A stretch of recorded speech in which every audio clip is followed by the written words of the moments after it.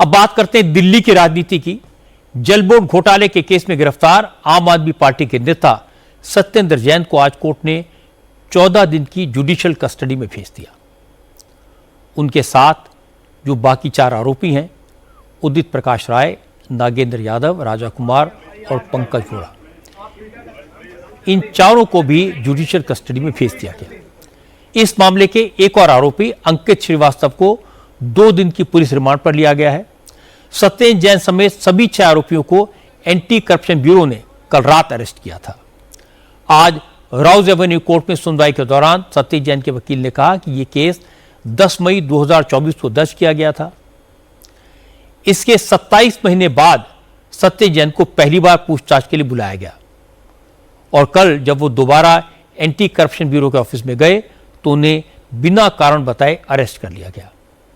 सत्येंद्र जैन के वकीलों ने दलील दी कि इस मामले में एसटीपी प्लांट के टेंडर में गड़बड़ी का आरोप है, लेकिन जब ये टेंडर जारी हुए उस वक्त सत्येंद्र जैन जेल में थे, उनके खिलाफ कोई सबूत भी नहीं है, इसलिए उनकी गिरफ्तारी गैर कानूनी है।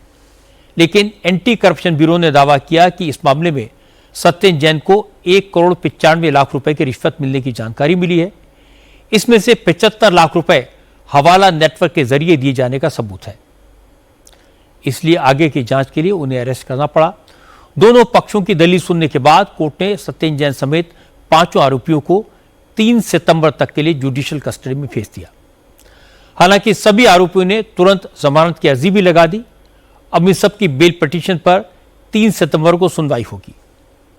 कोर्ट से निकलते वक्त सत्येंद्र जैन ने कहा कि उन्होंने कोई घोटाला नहीं किया।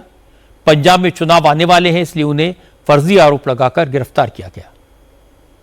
पंजाब चुनाव की वजह से किया जा रहा है। पंजाब चुनाव की वजह से किया जा रहा है। पंजाब चुनाव की वजह से किया जा रहा है। लेकिन दिल्ली की मुख्यमंत्री रेखा गुप्ता ने कहा कि एंटी करप्शन ब्यूरो ने सबूतों के आधार पर गिरफ्तारी की है। अभी तो केजरीवाल की सरकार के और भी घोटाले सामने आएंगे और आम आदमी पार्टी के बड़े बड़े नेता जेल जाएंगे। 19 सीएजी रिपोर्ट, 19 सीएजी रिपोर्ट सदन पटल पे प्रस्तुत की गई, जो कि एक एक घोटाला जो पिछली सरकार, आम आदमी पार्टी सरकार, केजरीवाल सरकार का था, वो घोटाले को प्रस्तुत करता था।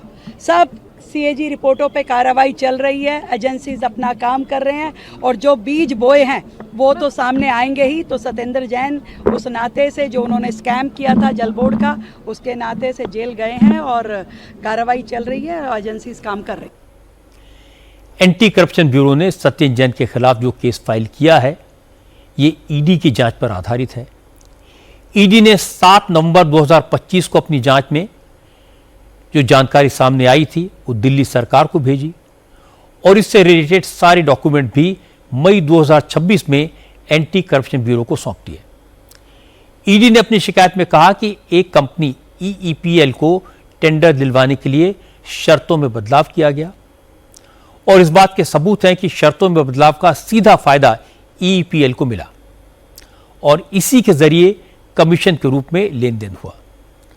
अगर इन फैक्ट्स को, इन फिगर्स को देखें तो ऐसा नहीं लगता कि यह केस पंजाब इलेक्शन की वजह से फाइल किया गया, क्योंकि ईडी की जांच तो काफी पहले से चल रही थी।